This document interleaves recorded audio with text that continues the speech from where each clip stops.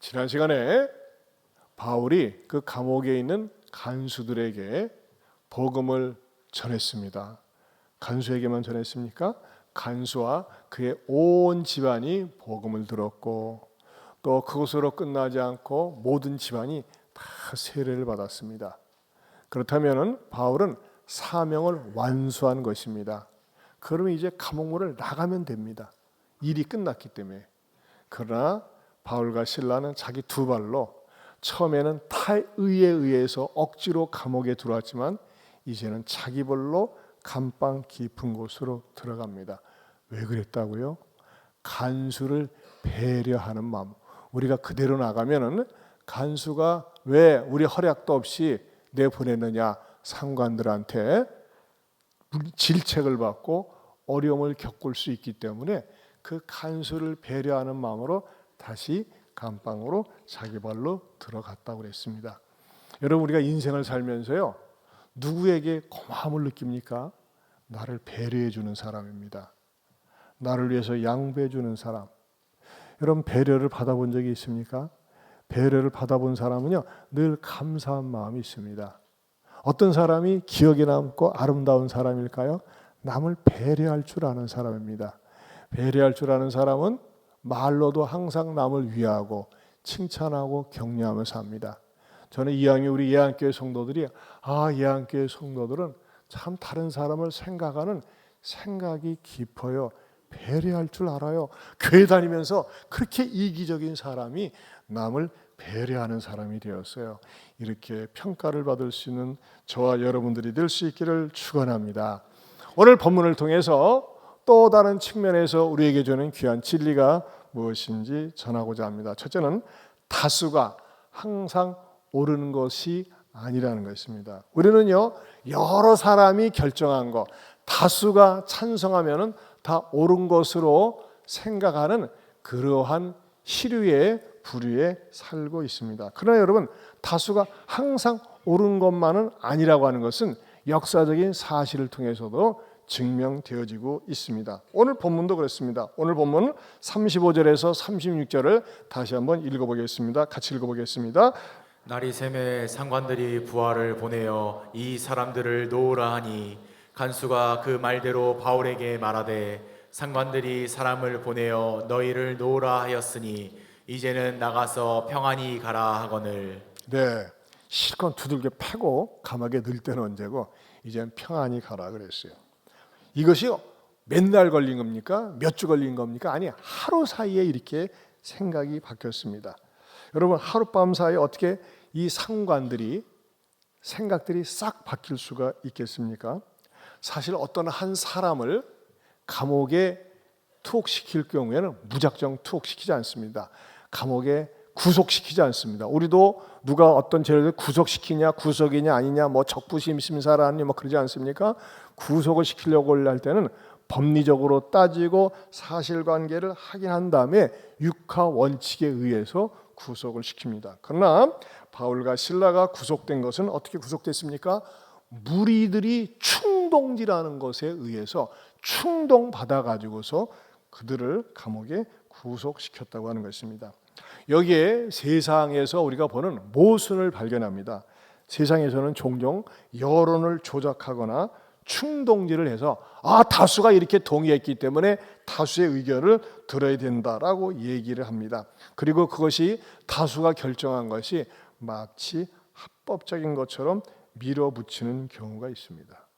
여러분, 우리 역사 속에서도 다수가 결정해가지고 나라가 먹는 일들이 얼마나 많이 있습니까? 옛날에 우리가 애들을 많이 낳아서 지금 우리나라 인구가 1억 정도 되었다면요, 절대 부러울 게 없습니다. 옛날에 얼마나 방방 뛰었습니까? 둘만 낳아 잘 기르자 해가지고 말이죠. 저는 애 셋 낳아가지고서 얼마나 사회적으로 핍박을 많이 받고 망신을 많이 당했는지 모릅니다. 택시를 타려고 하면요, 제 애나가 미인계를 써가지고 이제 애가 셋이다 보니까 택시 앞에 딱 가서 손을 딱 흔들고 쓰면요, 그때서야 저하고 우리 애들 셋이 같이 쭈룩 타면요, 택시 기사가 A, B, C, D 하면서 말이죠, 투덜대는 것을 경험했습니다. 그것도요, 나라가 다수에 의해서 결정을 했어요. 그러니까 여러분, 다수의 정책이 항상 옳은 것이 아닙니다. 이 다수가 결정해가지고 한 나라가 쫄딱 망할 뻔한 사건이 있습니다. 그것이 뭡니까? 그 유명한 가나안 정탐 사건입니다. 이스라엘 백성들이 애굽에서 430년 동안 노예 생활을 하다가 홍해를 질러서 광야에 진입을 하고 가나안 땅 진입을 앞두고 있었습니다. 그때 그 가나안 땅을 진입을 하기 전에 12명의 정탐꾼 리더들을 뽑아서 가나안 땅을 이렇게 정탐을 하게 됩니다. 그런데 그 10명의 보고와 2명의 보고가 딱 둘로 나뉘었습니다. 근데 10명의 보고는요, 굉장히 합리적이고 또 이성적이고 사실적인 그러한 보고였습니다. 그리고 그들이 보고를 하면서 거기다 해석까지 했는데 어떻게 했느냐? 민수기 13장 32절에서 33절입니다. 같이 보겠습니다. 이스라엘 자손 앞에서 그 정탐한 땅을 악평하여 이르되 우리가 두루 다니며 정탐한 땅은 그 거주민들을 삼키는 땅이요 거기서 본 모든 백성은 신장이 장대한 자들이며 거기서 네피림 후손인 아낙 자손의 거인들을 보았나니 우리는 스스로 보기에도 메뚜기 같으니 그들이 보기에도 그와 같았을 것이니라. 네, 이 다수가 말이죠, 이렇게 결정을 했어요.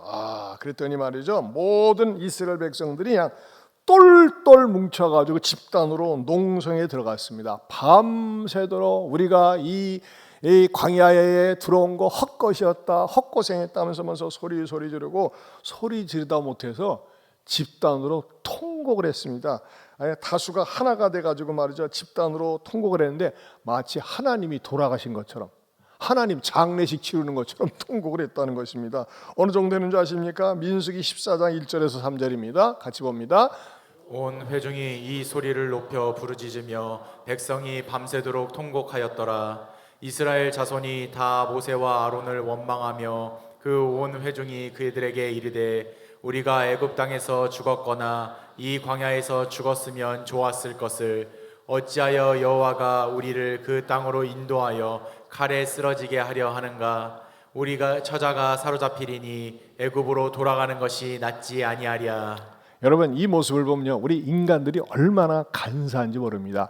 애굽에서 노예 생활할 때는 우리에게 죽음 아니면 자유를 달라 하면서 말이죠, 탄식했던 사람들이 하나님께서 그들을 갖다가 해방시켜줘 가지고 홍해 바다를 건너고 이 광야로 왔는데 막 조금 말이죠, 이 가나안 땅을 정탐하고 나서 그렇게 부정적으로 보고를 했다고 하는 것입니다. 이 가나안 땅을 정복하는 게 말이지 마치 속된 말로 손도 대지 않고 코푼다는 식으로 그냥 그들이 들어갈 가나안 땅은 쫙 우리가 가나안 땅에 진입하자마자 잔디밭으로 쫙 깔려 있고 말이죠, 그 카페트가 깔린 것처럼 착각을 했습니다. 자기네들이 해야 할 일을 갖다가 그들은 망각을 했습니다. 그때 여호수아와 갈렙이 분연히 일어나서 백성들을 이렇게 설득합니다. 민수기 14장 6절에서 9절 말씀 같이 보겠습니다. 그 땅을 정탐한 자 중에 눈의 아들 여호수아와 여분네의 아들 갈렙이 자기들의 옷을 찢고 이스라엘 자손의 온 회중에게 말하여 이르되 우리가 두루 다니며 정탐한 땅은 심히 아름다운 땅이라. 여호와께서 우리를 기뻐하시면 우리를 그 땅으로 인도하여 들이시고 그 땅을 우리에게 주시리라. 이는 과연 젖과 꿀이 흐르는 땅이니라. 다만 여호와를 거역하지는 말라. 또 그 땅 백성을 두려워하지 말라. 그들은 우리의 먹이라. 그들의 보호자는 그들에게서 떠났고 여호와는 우리와 함께 하시느니라. 그들을 두려워하지 말라. 네, 10명이 보고한 것과 두 사람이 보고한 것의 공통점은 뭘까요? 땅이 굉장히 좋다는 겁니다. 전라도 말로 굉장히 좋아요. 그래서 사람들이 덩치가 체격이 좋아요. 왜냐하면 좋은 환경 속에서 좋은 것을 먹으니까. 차이는 뭡니까? 이 10명의 정탐꾼이 뭐라고 보겠어요? 그들이 보기에는 우리는 메뚜기처럼 보였을 거래요. 여러분, 메뚜기 어떻습니까? 우리 옛날에 메뚜기 잡아서 많이 먹었습니다. 별거 아니라 이거요. 그러나 여호수아와 갈렙은 뭐라고 그랬어요? 그들은 덩치만 컸지 별것 아니다. 그들은 우리의 먹이다 그랬어요. 우리의 밥이다라고 그렇게 얘기했습니다. 그러나 이렇게 긍정적으로 두 사람이 믿음으로 보고한 것에 대해서 사람들은 받아들이지 않고 웃기는 소리하고 자빠졌네. 헛소리 하지 마 하면서 말이죠. 오히려 여호수아와 갈렙을 갖다가 저것들이 잘못된 보고라고 돌로 쳐 죽이려고 그랬습니다. 그때 하나님의 영광이 나타나서 이스라엘 백성들을 책망했는데 어떤 식으로 이스라엘 백성들을 보고한 사람들과 이스라엘 백성들의 운명이 되는지 아십니까? 민수기 14장 16절에서 38절 같이 봅니다. 모세의 보냄을 받고 땅을 정탐하고 돌아와서 그 땅을 악평하여 온 회중이 모세를 원망하게 한 사람 곧 그 땅에서 해하여 악평한 자들은 여호와 앞에서 재앙으로 죽었고 그 땅을 정탐하러 갔던 사람들 중에서 오직 눈의 아들 여호수아와 여분네의 아들 갈렙은 생존하니라. 여러분, 민주주의 제도라고 하는 것은 좋은 제도입니다. 다수견의 의견을 쫓는 것은 별로 다툼이 없어요. 다수결이 결의했기 때문에. 하지만 여러분, 다수라고 할지라도 그 다수 속에 불신앙이 있고 악이 있고 탐욕이 있을 때는 반대할 수 있어야 됩니다. 그렇지 않고 무조건 다수결을 따라가면 어떻게 됩니까? 이스라엘 백성들은요, 그 다수결을 따라간 사람들은 광야에서 가나안 땅이 눈에 보이는데 가나안 땅에서 빙빙 40년 동안 돌다가 60만 명이 다 죽었고 그것을 보고를 갖다가 부정적으로 한 10명은 재앙으로 죽었다고 그랬어요. 오직 가나안 땅에 진입한 사람은 여호수아와 갈렙밖에 없었습니다. 이것은요, 우리의 삶 가운데서도 적용이 됩니다. 여러분들이 어떤 동호회나 공동체나 모임, 직장에서 말이죠, 무엇을 결정을 합니다. 그런데 그 결정 속에 불의가 들어있고 탐욕이 들어있고 죄악이 들어있습니까? 반대할 수 있어야 됩니다. 여러분, 그리스도인들은 어떤 주의가 돼야 됩니까? 민주주의보다 좋은 제도가 있습니다. 그게 뭘까요? 신주주의입니다. 한번 따라서 합시다. 민주주의보다 좋은 게 신주주의다. 신주주의다. 신주주의는 뭡니까? 하나님 중심주의라는 것입니다. 여러분, 저는요, 목회를 하면서도 직접 경험했어요. 제가 교회를 개척하고 땅을 구별하고 할 적에 이 땅을 봤어요. 이 땅을 보니까 이 땅은요, 이 넓은 땅, 원래 이 자리는 고구마가 막 자라나는 이 땅입니다. 저기는 밭이었고, 여러분, 이 땅 주인이 20명이 넘었어요. 워낙 이 땅이 넓고 좁은데 주인이 너무 많으니까는 건설사들이 덤벼들지를 못했어요. 원래 이 아파트 지면 얼마나 좋은 땅입니까? 근데 누구도 덤벼들지 못했는데 저는 이 땅을 보는 순간, 야, 이거 예배당 지면 좋겠다 했는데 엄두가 안 나죠. 근데 일을 추진하고 있는데 말이죠, 어떤 일이 있는지 아십니까? 똑똑한 몇몇 집사님들이 저를 쫓아와서 시청에 가서 지적도를 띄우더니, 목사님, 이 땅은 불가합니다. 안 됩니다. 왜냐? 일단 여기 농구장하고 주차장 사이에 그 길이 있는데 그걸 말해 도로로 이 기획되어져 있기 때문에 안 되고, 이것 때문에 안 되고 저것 때문에 안 된다는 거예요. 근데 저는요, 우리 교회, 우리 그때 당시에 집사님이셨던 이유석 장로님과 더불어서, 아니다, 이 땅을 우리가 구입해야지만이 좋겠다 하면서 말이죠, 믿음으로 결정을 하고 추진했어요. 그 사람들은 말이요, 똑똑한 척 하면서 말이죠, 안 된다 막 하면서 막 여론을 조성시키고 그랬는데 그 사람들은 끝내 어떻게 됐습니까? 뿔뿔이 흩어졌어요. 그러나 유석 장로님하고 저는 뭡니까? 여호수아하고 갈렙이 된 거예요. 그래서 이 예배당 부지를 구입하게 되었고 예배당을 했는데, 여러분, 이 예배당 옆에 예안 갤러리 앞에 그 공간이 있지 않습니까? 그거 한 150평 되는데요. 그 땅은요, 원래 땅 주인을 발견을 못했어요. 그래도 끝까지 찾아야 된다. 우리 땅 주인이 없기 때문에 그냥 짓자니, 아니다, 끝까지 찾아야 된다. 얼마나 친절한지 아시냐? 끝까지 찾았는데 나중에 조사 막 하니까요, 땅 소유주가 뉴질랜드로 이민을 갔어. 뉴질랜드로 이민을 갔기 때문에 우리가 먹어도 돼. 그러나 아니야, 정정당당해야 된다 가지고 그 사람한테 연락을 했더니 자기네들도요, 이 옆에 있는 150평이 자기네 거로 말하자면 할아버지한테 물려받은 거야, 할아버지. 근데 까마득하게 잊어버리고 있었어요. 그래가지고 우리가 알려주니까 그야말로 이야 감사합니다 가지고 우리가 땅값을 쳐줘가지고 그 사람에게 땅을 매입했다니까요. 얼마나 친절합니까? 이런 대한민국 사람이 어디 있어요? 그래가지고 우리는 그렇게 구입했어요. 그러나 분명한 거는요, 이 땅을 구입하려고 할 때 반대했던 사람들이 있었어요. 하지만 그 사람들은 시간이 지나면서 항상 똑똑하고 잘난 척 하더니 말이죠, 뿔뿔이 흩어버리시더라고. 그런데 정말 저하고 우리 유석 장로님이 아니다. 이 땅은 우리가 예배당으로 들었으면 좋겠다 싶으면서 믿음으로 결단하고 추진해가지고 이렇게 정말 넓은 쾌적한 환경과 주차장과 이런 공간을 주셨습니다. 하나님께 영광의 박수. 여러분 그거 아셔야 돼요. 우리 이장로님이나 저에게 여호수아와 갈렙과 같은 믿음과 결단이 없었으면 우리는 말이죠 막 헤매고 다녔어요. 근데 정말 하나님의 은혜로 그렇게 됐습니다. 여러분 저는 이것에 좋은 교훈을 얻습니다. 여러분들이 어떤 일을 결정할 때 우리가 다른 사람의 의견을 귀를 기울여야 됩니다. 우리는 결정해야 될 일이 많이 있어요. 그러나 그 속에 불의가 들어있거나 또 너무나 이기적이거나 탐욕적일 때 그거는 여러분들이 안 된다고 사양할 수 있어야 된다고 하는 것입니다. 비록 소설할지라도 말씀에 근거하고 신앙에 근거할 때 여러분 이 땅 제가 구입해서 뭐 하겠어요? 제 것도 아니고 제 거가 아니고 제 개인 게 아니에요. 교회용입니다.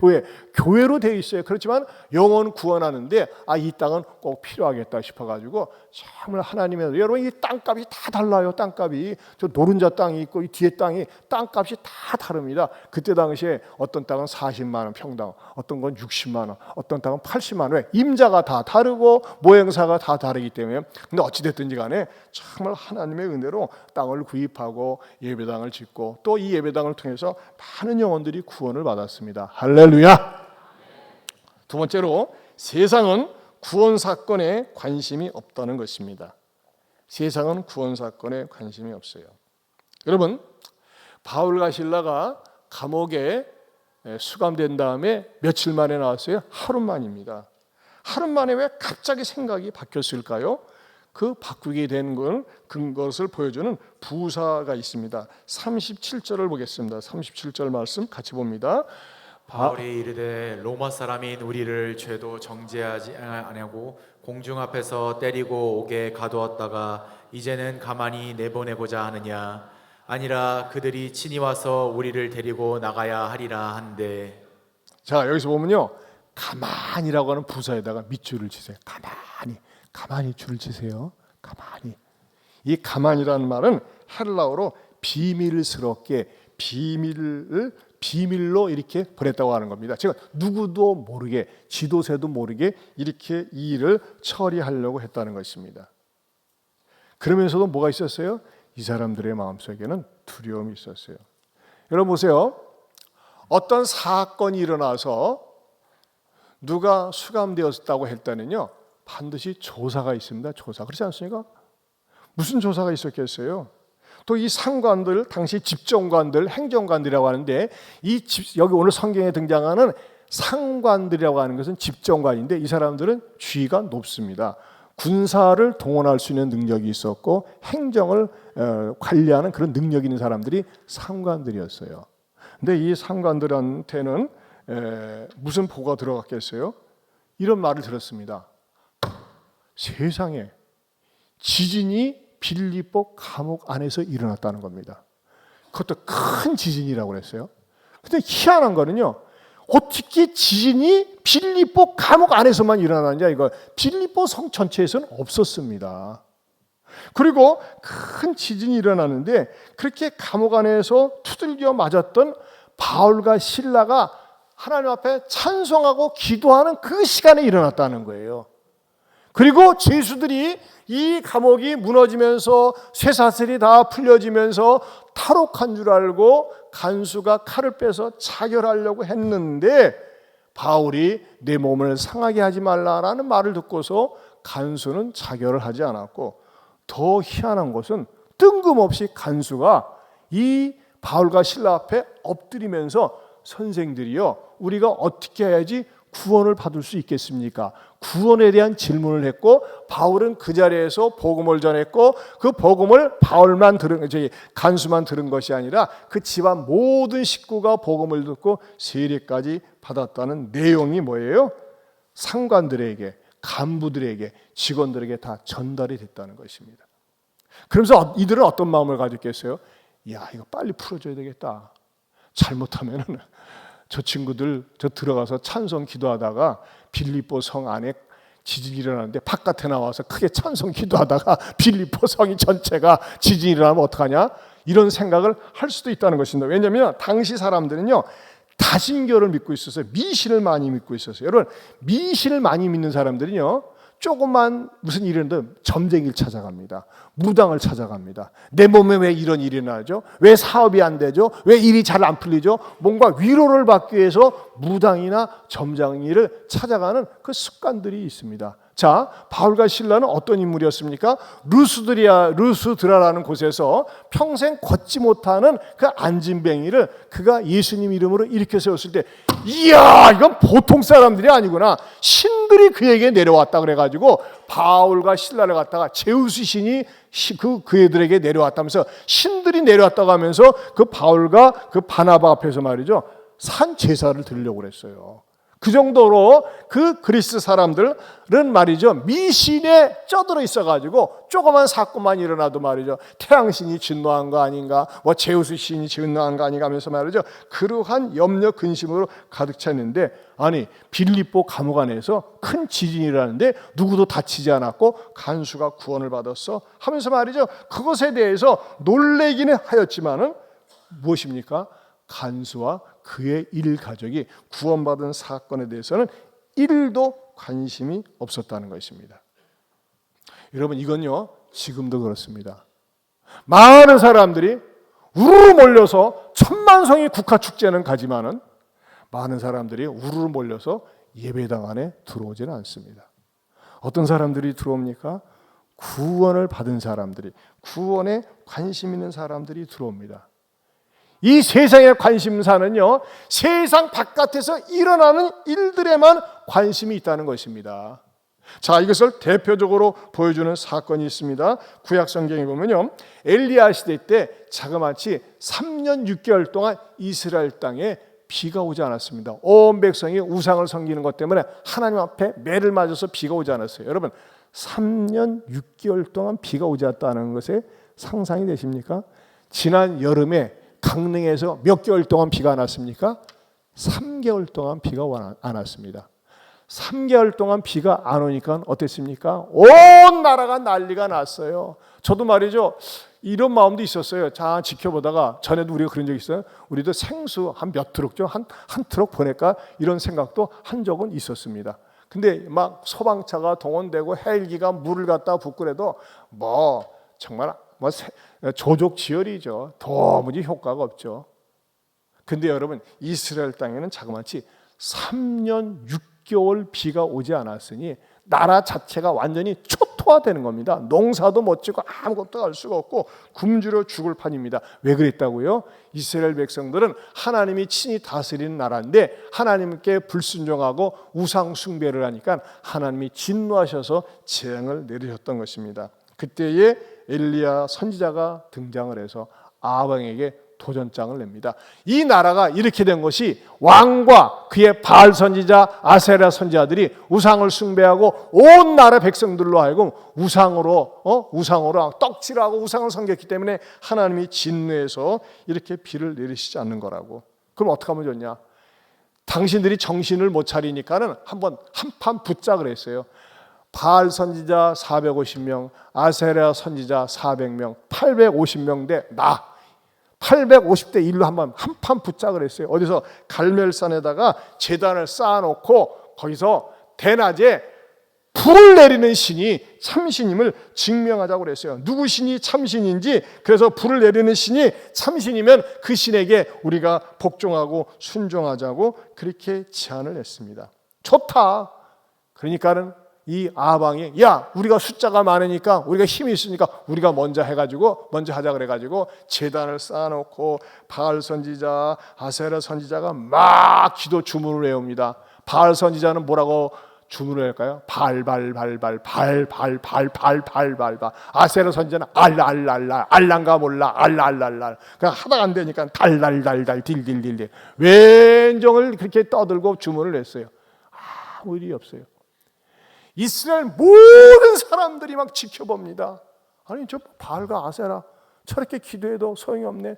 얼마나 성질이 나는지 말이죠. 신들이 좀 화를 내서라도 하라고 막 자기 몸에다가 칼을 그으면서 말이죠, 피를 흘리면서 해도 까딱도 하지 않습니다. 여러분, 비를 내리는 게 부처가 내려줍니까? 공자가 내려줍니까? 마음의 신 내려줍니까? 무당이 내려줍니까? 아닙니다. 하나님이 내려주십니다.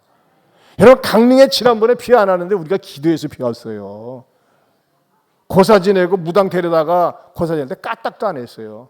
그래서 안 되겠다 싶어가지고 우리 교회에다가 공식적으로 기도 제목 올리고 했더니 며칠이 안 돼서 비가 오더라고요. 할렐루야. 감동들이 안 되나 봐. 나는 감동되는데. 어찌됐든지 간에 자, 그럴 때 엘리야가 어떻게 합니까? 엘리야가 제단을 크게 쌓고 저녁쯤에 제단을 쌓고 엘리야는 한 1분 정도 기도했어요. 바알과 아세라 선지자들은 온종일 기도했는데 응답이 없었는데 엘리야 선지자는 1분 기도했어요. 어떻게? 열왕기상 18장 36절 말씀 같이 읽어보겠습니다.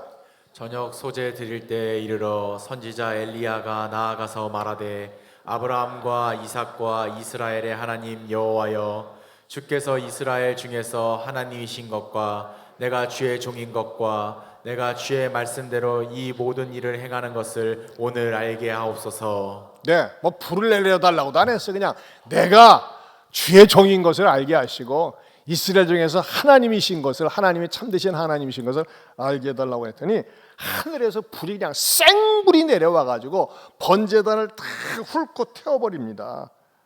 그때 이스라엘 백성들이 와, 진짜 이스라엘의 하나님이 참 하나님이구나.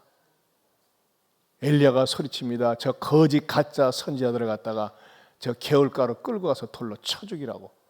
그때 선지자들이 돌로 죽임을 당합니다. 근데 여러분, 더 희한한 일이 있습니다. 그러면요, 우리가 그동안에 우상숭배를 했습니다. 무당을 쫓아다녔습니다. 거짓 선지자를 믿었습니다 하면서 회개를 하고 하나님께 돌아와야 되는데 그때 회개한 사람이 없어요. 놀래 자빠지기만 했어요. 이스라엘의 하나님 대단하네, 놀랍네. 한마디로 얘기해서 신앙 이벤트에 불과했다는 것입니다. 여러분, 지금도 말이죠, 교회 다니는 사람들 가운데 이벤트 있을 때만 다니는 사람이 있어요. 이벤트 있을 때만 와요. 어떤 사람이 지나가면서 제가 인사하니까는 목사님 바자회 안 해요? 우리 교인이 아니야. 어떻게 바자하는 거 아세요? 바자 때 반찬 맛있더라고요. 또 먹으러 가야죠. 이벤트에 관심이 있어요. 이벤트에 반찬 맛있는 건 확실합니다. 여러분, 어제도요, 작은 예술제, 우리 교회에서 그 교육문화부 주관으로 예술제를 했어요. 교인들이 앉고 외부 사람들도 왔어요. 근데 어떤 그 성도 가정에, 성도가 아니라 어떤 집안에 그 아기가 열심히 나오는데 할머니도 오고 어머니도 왔어요. 근데 우리 경품 시간이 있었거든요. 막 경품을 주는데 막 자기도 당첨됐다고 좋아하고 그래요. 그래서 제가 옆으로 다가가지고 저렇게 애들이 열심히 나오는데, 애들은 말이지, 애들은 또 보내. 애들은 교회 다니면 좋은 걸 알거든. 교회 다니면 이것만 배워도 어디예요? 인사만 잘해도 사랑받고 형통한다. 이것만 배워도 애들은 어디 가든 사랑받거든요. 근데 할머니도 오는데 어머니도 왔는데 교회는 안 다녀요. 그래서 제가 옆에 가가지고 번색을 드러냈죠. 이렇게 애들이 착하고 교회 잘 나오는데 어머니도 저 할머니도 교회 나오세요. 반응도 안 해요. 반응도 안 돼. 경품 받은 건 좋아가지고 이렇게 하고. 뭐예요? 많은 사람들이 예수님 믿고 구원받아야 되는 이 사건에 대해서는 관심이 없다는 겁니다. 여러분, 빌립보 감옥 안에서 큰 지진이 일어나는 것도 중요하고 간수가 엎드린 것도 중요하지만 더 중요한 것은 그가 복음을 듣고 예수 믿은 사건이 가장 중요하다는 것입니다. 세례를 받았는데 그것에 대해서는 관심조차 없었어요. 지진 일어났어? 간수가 깜짝 놀랐어? 자결을 하다 말았어? 그랬구만. 일과성으로 끝났다는 것입니다. 분명히 이 빌립보 감옥 안에서 일어난 사건은 그야말로 전대미문의 사건이었지만 그냥 관심이 없었어요. 여러분, 지금도 세상은 그럽니다. 세상은요, 교회 안에서 일어나는 이 놀라운 영적인 구원의 사건, 축복의 사건은 관심이 없습니다. 그저 시간 나면 놀러 다니고 구경 다니고 먹을 거 찾으러 다니고 말이죠, 관광 다니고 그러지 이 하나님 앞에 나와서 예배드리면서 구원받는 사건에는 관심이 없다는 것입니다. 하지만 여러분, 정말 감사한 것이 있습니다. 저와 여러분은 무엇이 간데? 주일이면 주의 전에 나와서 예배드리고 싶고 찬양하고 싶고 말씀을 들으면서 은혜 받고 싶고 무엇보다도 예수님을 통해서 구원받는다는 사실이 인생에 있어서 가장 중요하다는 사실을 깨닫는 것, 이것처럼 축복이 없는 줄로 믿습니다. 이 사실을 받아들이십니까? 여러분, 우리는요 그거 알아야 돼요.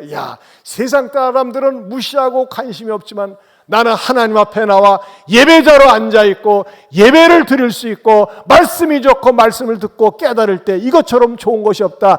이것을 알고 믿는 사람들이 축복 중에 최고의 축복인 줄로 믿습니다.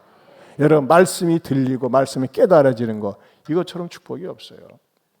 세 번째로 복음을 위해서 고난을 되찾는다는 것입니다. 상관들이 이거 잘못됐네, 가만히 내보내려고 그랬거든요. 그랬더니 바울이 뜨끔한 소리를 합니다. 깜짝 놀랄 소리. 자, 37절 읽어보겠습니다. 같이 보겠습니다. 바울이 이르되 로마 사람인 우리를 죄도 정하지 아니하고 공중 앞에서 때리고 오게 가두었다가 이제는 가만히 내보내고자 하느냐? 아니라 그들이 친히 와서 우리를 데리고 나가야 하리라 한데. 네, 그 다음에 38절.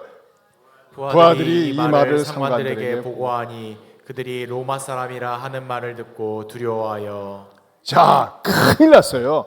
로마 사람을 적법 절차 없이 투들겨 패고 감옥에 투옥시킨 사건이 상부에 보고되면요 질책을 받고 그 사람들이 오히려 감옥에 갈 수가 있습니다. 근데 말이에요, 궁금한 게 있어요. 아니 그럼 진작에 얘기하지, 매 받기 전에 얘기하지. 다 끝난 다음에 왜 이제서 얘기를 하는가 궁금하지 않습니까?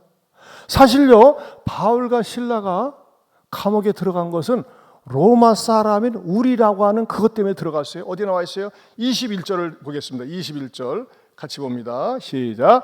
로마 사람인 우리가 받지도 못하고 행하지도 못할 풍속을 전한다 하거늘. 자, 바울과 실라를 어떤 사람으로 알았어요? 유대 사람으로 알았어요. 근데 유대 사람이어서 전도를 했는데 이 전도라고 복음을 전하는 게 감히 로마 사람인 우리가 받지도 못하고 행하지도 못할 풍속을 전한다면서 이것이 군중들에게 충동질이 되고, 아니 우리 로마 사람의 자존심을 건드려 우리가 로마 사람인데 하면서 달려들어서 바울과 실라를 그렇게 투들겨 패고 감옥에 투옥시킨 것입니다.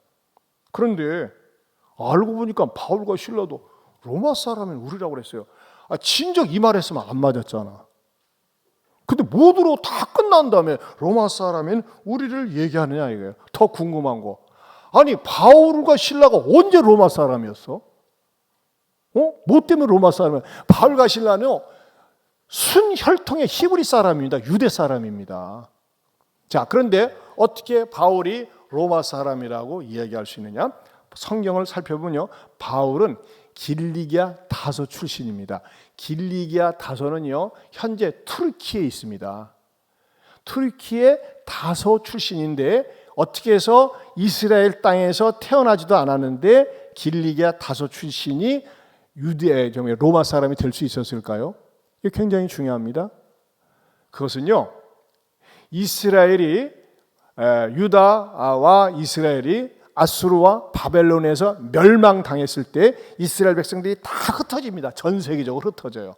그래서 흩어져 가지고 유대인들끼리만 모여서 사는 그 공동체가 소위 디아스포라라고 합니다. 근데 그 길리기아 다소에 누가 가서 살았느냐? 바울의 아버지가 가서 살았어요. 그리고 바울의 아버지가 바울을 낳았거든요. 그때 당시에 바울 아버지의 직업이 뭐였느냐? 텐트 메이커였습니다. 천막을 만드는 사람. 여러분, 우리는 천막 만드는 사람은 천한 직업으로 생각하지만 고급 기술을 가지고 있는 직업이었습니다. 당시에 로마 제국은요 1000년을 로마 제국을 이끌고 있었습니다. 로마 제국 하면은 떠오르는 연상이 뭘까요? 로마 군대입니다. 근데 로마 군대가 전쟁을 하기 위해서 한 번씩 이동을 할 때 어떻게 합니까? 반드시 텐트 메이커가 따라갑니다. 그리고 거기서 텐트를 세워줍니다. 근데 여러분, 세계 최강의 군대인데 텐트를 시시하게 만들면 되겠어요? 처벌당합니다. 그런데 이 바울 아버지는 텐트를 만드는 기술이 탁월했고, 또 그리고 그것으로 인해서 기술도 있었고 또 역시 또 사업도 잘해가지고 굉장한 부자였다고 합니다. 근데 이것이 너무나 바울의 아버지가 텐트를 만든 일을 탁월하게 하니까 로마 정부로부터 인정을 받아가지고 로마 시민권을 부여했다는 것입니다. 그래서 로마 시민권을 바울 아버지가 가지고 있었기 때문에 바울은 태생적인 유대인이었고 아버지가 로마 시민권자였기 때문에 아들도 로마 시민권으로 부여를 받았다는 것입니다. 이것을요 제가요 세상에 지난 4월 달 그리스 가가지고 현지 가이드로부터 직접 들은 얘기입니다. 아, 그랬구나. 저도 어떻게 바울이 로마 시민권을 가지게 되었는가 사실 몹시 궁금해서 그냥 가졌으니까 가졌는가 보다는데 이렇게 구체적으로 역사적인 배경을 가지고 또 제가 그 고린도 지역에 로마 군인들이 야영했던 그 장소 현장도 보면서 말이죠. 그거 보니까 그것에 그리고 바람이 얼마나 겁나게 센지 몰라요. 말하자면 고린도 지역 로마 군인들이 그런데 말이죠. 바람이 말이죠. 보통 이렇게 하면 날아갈 정도입니다. 근데 그 텐트를 시세게 만들면 되겠어요? 그런 고급 기술을 가지고 있었고 그렇기 때문에 아버지로부터 로마 시민권을 물려받은 그 시민권자가 바로 바울이라고 하는 것입니다. 한마디로 당시의 로마 시민권자는요. 미국 시민권 이상으로 권위가 있었습니다. 트럼프가 얼마 전에 그랬잖아요. 우리 미국 시민권 따려면 10억 원 있어야 돼. 저 같으면 안 가집니다. 100억 준다고 그래도 미국 시민 되고 싶지 않습니다. 그러나 여러분 이때 당시에 로마 시민권을 가지고 있으면 무지무지한 혜택이 많이 있었다고 하는 것입니다. 자, 그렇다면요. 왜 이제서 나가려고 하는 마당에 왜 자기가 로마 시민권자임을 밝혔느냐 이겁니다. 왜 그랬을까? 왜 로마 사람이라고 말하지 않았을까요? 첫째는요. 섭리적 고난에 대한 순종이 있었기 때문이라는 것입니다. 자기네들을 만나가지고 투르겨 패려고 했을 때 나 로마 시민권자야 말할 수 있지만 말하지 않은 이유는 어떤 성경학자는 그래요. 그걸 말했는데 너무나 고함 소리가 커서 못 알아들은 것 같다고. 그럴듯한 얘기입니다. 그러나 저는 이 묵상하는 가운데 바울은 말이죠. 이 가운데서 이 고난 속에 담겨져 있는 하나님의 섭리를 그는 알고 있었다는 것입니다. 마치 요셉이 노예로 팔려가고 얼마든지 애굽에서 탈출할 수도 있었지만 자기가 당한 고난 속에 어떤 하나님의 섭리가 있음을 알고 그 환경에 최선을 다해서 적응한 것처럼 바울과 실라가 로마 시민권자였지만 그들이 그 복음을 전하는 것으로 인해서 핍박을 당하고 흉악범 취급을 당했지만 그것을 받아들인 것은요. 어떤 하나님의 섭리가 있었다. 그 하나님의 섭리가 있었다고 하는 증거가 뭡니까? 증거가 25절에 나와 있습니다. 25절을 한번 읽어보겠습니다. 같이 봅니다. 한밤중에 바울과 실라가 기도하고 하나님을 찬송하며 죄수들이 듣더라. 뭐 했어요? 한밤중에 하나님 왜 우리들이 이렇게 모질게 매맞고 감옥에 갇히게 되었는지 잘 모르지만 하나님의 선한 뜻이 담겨져 있는 줄로 믿습니다 라고 하나님의 섭리, 하나님의 뜻이 있음을 알고 기도하고 하나님을 찬송했다고 하는 것입니다. 그러면서 기적이 일어났죠. 이 섭리에 대한 하나님의 섭리에 대한 그 섭리 속에 담겨져 있는 고난에 순종을 했기 때문에 처음에 로마 시민권자임을 밝히지 않았었다는 것이고 그러면은 왜 나중에 뒤늦게 밝혔느냐? 그것은요. 두 번째로 교회를 지키고 사랑하고픈 마음 때문이라는 것입니다. 교회를 지키고 싶어요. 여러분, 바울이 이 마게도냐로 와서 빌립보 성에 들어와 가지고 최초로 복음을 전해서 최초 교인이 된 사람이 누굽니까? 루디아였습니다. 그리고 두 번째로 복음을 전한 사람이 두 번째로 귀신을 내쫓아준 여인이 소녀가 그 귀신 들린 여종으로부터 귀신을 해방시켜 주셨어요. 그리고 간수와 그의 가족이 예수를 믿었습니다.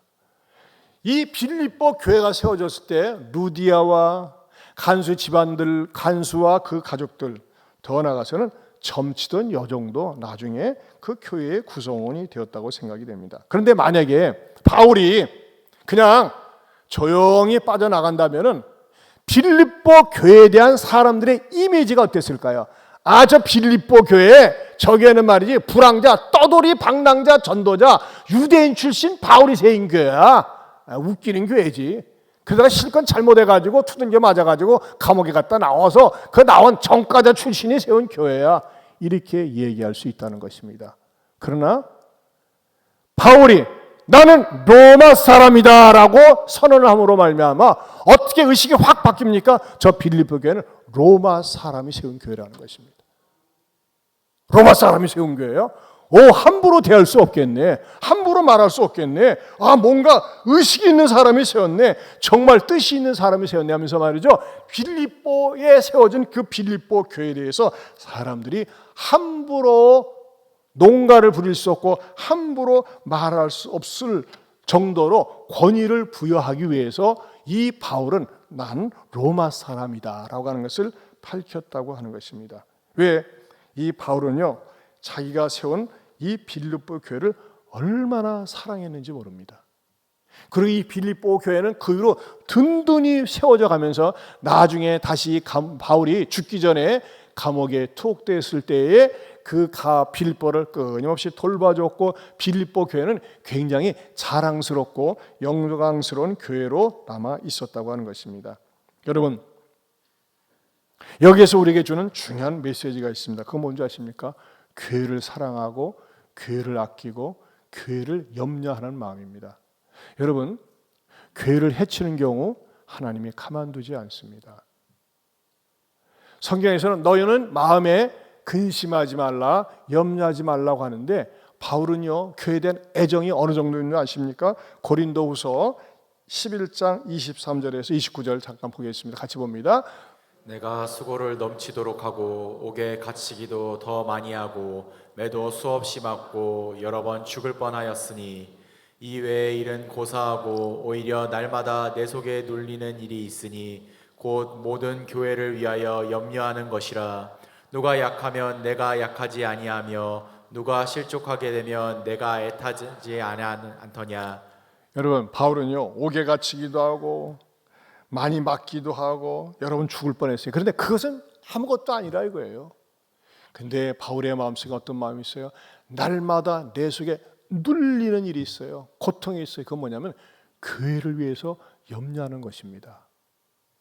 교회가 망가질까 봐, 교회가 세상의 손가락질 받을까 봐, 교회가 하나님의 영광을 가릴까 봐, 교회의 믿음이 떠날까 봐, 교회에 대해서 늘 염려하는 마음이 있었다는 거예요. 여러분, 익산에 있는 모 교회가 지금 어떤 한 사람 때문에 얼마나 고통을 당하는지 모릅니다. 교회가 아수라장이 됐어요. 아수라장이. 여러분, 무슨 일이 있어도 어떤 일이 있어도 교회에 근심을 주지 마시기를 바랍니다. 교회에 부정적이 되고 교회를 비판하면서 여러분, 교회를 근심시키고 교회를 어렵게 하는 나라와 개인과 지역사회는 하나님이 망하게 만듭니다. 여러분, 6.25 사변 이전에는요, 북한에 있는 교회가 가장 부흥되었었고 북한이 남한보다 잘 살았습니다.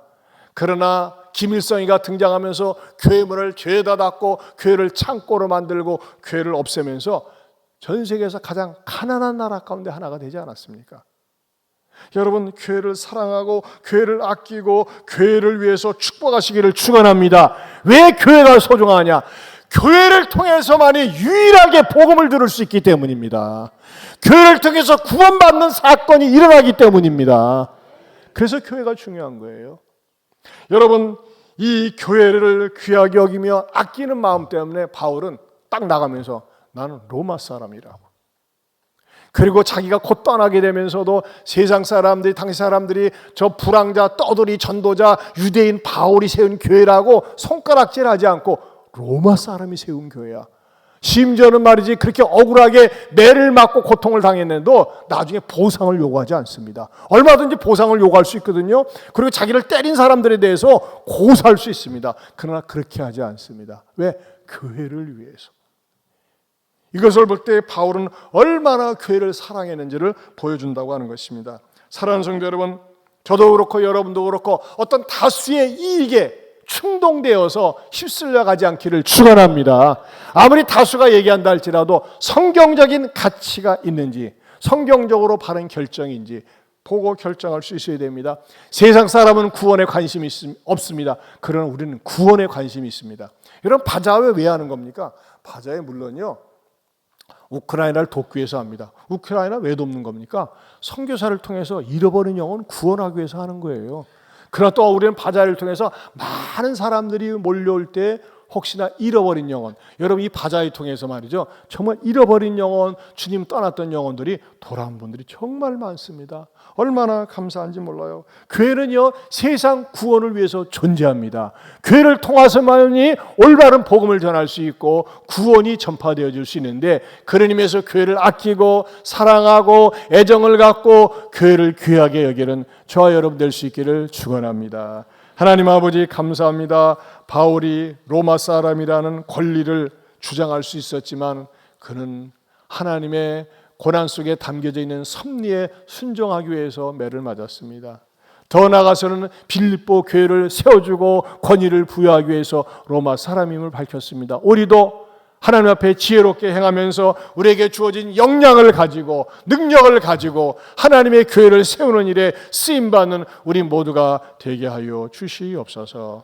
예수님 이름으로 기도합니다. 아멘. 다 같이 일어서서 우리에겐 소원이 하나 있네, 같이 교회를 사랑하는 찬양을 하겠습니다.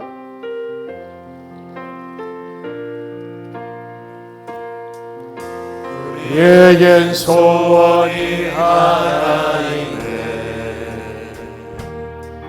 주님 다시 오실 그날까지 우리 가슴에 새긴 주의 십자가 사랑, 나의 교회를 사랑케 하네. 주의 교회를 향한 우리 마음, 희생과 포기와 섬김과 고난, 하물며 죽음조차 우리 막을 수 없네. 우리 교회는 이 땅의 희망, 교회를 교회 되게 예배 되게 우리 사용하소서. 진정한 구의 날 오늘 임하도록 우리 사용하소서.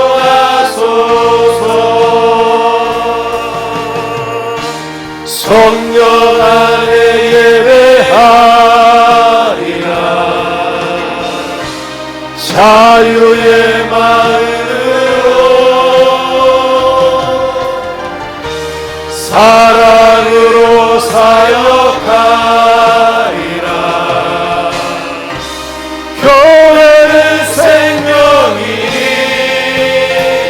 교회를 교회되게 예배 예배되게 우리 사용하소서. 진정한 구의 날 오늘 임하도록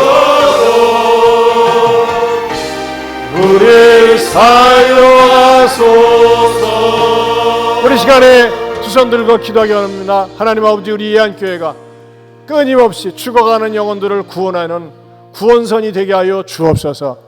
여러분, 세상 사람들은 노는 것에, 구경하는 것에, 먹는 것에, 취미생활에 관심이 있습니다. 이벤트에 관심이 있습니다. 그러나 우리는 영혼 구원에 관심이 있어야 됩니다. 이것이 하나님이 기뻐하시는 일입니다.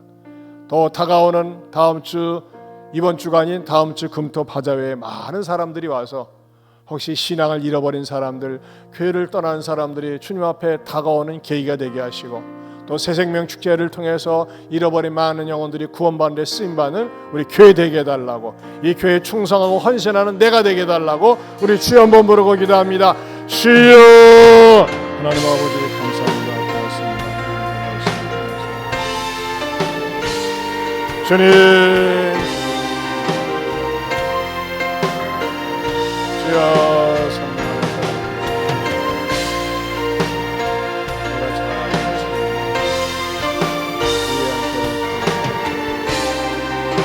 놀라운 역사가 있게 하시고 구원받아야